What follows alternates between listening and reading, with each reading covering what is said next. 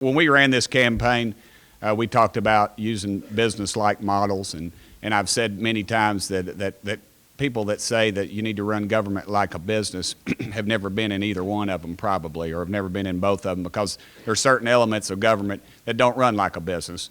We have a health department that doesn't necessarily run at what you would call a profit, but it takes care of a lot of folks that would not get that care. And we've got one of our county employees back. Wave your hand, young lady. She's back in the back. She's being very shy, but that's a perfect example. But they take care of a lot of people. If you ever go over there, you see a lot of apparently single moms and a lot of little babies that need to be taken care of. And that's one aspect of county government that you don't hear about in the press, and it doesn't sell a lot of newspapers, but they really do the Lord's work. They take care of the people that need it the most.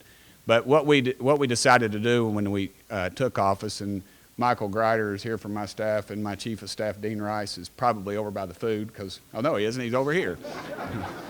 No, I just say that. But what we decided to do is implement some of those business-like models, and day one, you saw it, we turned in the car keys of mine and Dean's, and oddly enough, I had a meeting over at Pilot Oil with Mr. Haslam, Big Jim, and oddly enough, the starter on my Jeep went out that day. And I remember my wife came over to jump me off, and I was having trouble getting it jumped off because the starter was on. It's probably about a 110,000 mile starter, and I was on about 145,000 miles on it. And my wife, while I was trying to jump it off and I was under the hood, it was one of the last few hot days, and I was sweating and cussing, and I busted my knuckles like you always do. And she texted me while she's in the car beside me with the air conditioner running, a picture of her face and this real disgruntled look, and said, "This is my I told you not to sell the county car look." And so I lived the dream. But we did that because I believe you need to live by example. My father, as I talked about, he was a Marine in the Second World War, and he talked a lot about how that a lot of the major officers that he served with were on the lines close to them in the combat situations. And I think it's important for the folks that run the county, not the Tim Burchetts. If I don't show up for work, nobody's going to notice. But I tell you what, if that guy out at Concord Park who's supposed to be working on the plumbing or a school teacher doesn't show up, or somebody else, we're going to have a problem. And those people are the ones that need to know that we're making the sacrifices. And under this tough economy, we've refinanced some bonds. I believe the press was critical of us because the early estimates were we were going to save the taxpayers about $3 million, and the results came in and we saved close to $4 million. So I'm not sure why the criticism was there, but that's all right. If I got to make that mistake every day, I'll do it every day, because that's money in your all's pockets. And we've revamped the insurance program within the county. It was we asked about 8 to 10 local business people. Some of the people might be here in this crowd today are represented by their companies to come in and look at the county's insurance program and just use the business-like models approach to revamp it. And we did, and we saved about $1,730,000, I believe is what it worked out to. So we've just gotten started in the first month, and we put some things into place, and I think Knox County still is a great place to live. I know I read in the paper some things that you all are interested in, and my approach at government is probably a little bit more leaning towards the libertarian end, not liberal, but libertarian. I believe that government needs to get out of your all's way and let you all do business. I find that the government was created possibly as a safety net, and it's really become a gill net. It's really, we encroach too much in your daily lives. And I think that what government needs to do, Knox County government needs to do, is make sure we have excellent teachers in the classroom. That's the first thing. If we don't have that, we lose everything. You talk about these corporations that come in, and the main reason they come to Tennessee, they like our work ethic, which is represented the folks in this room.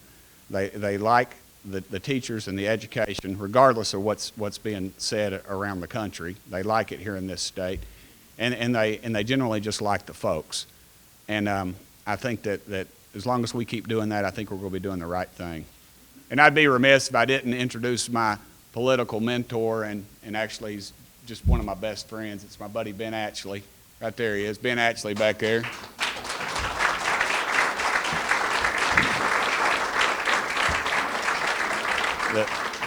Ben actually was a longtime senator, and it was always, he had a gentle hand on the wheel, but he was always had what was best for this community. And people like him, I don't know if they'll write a history book about him, but they ought to.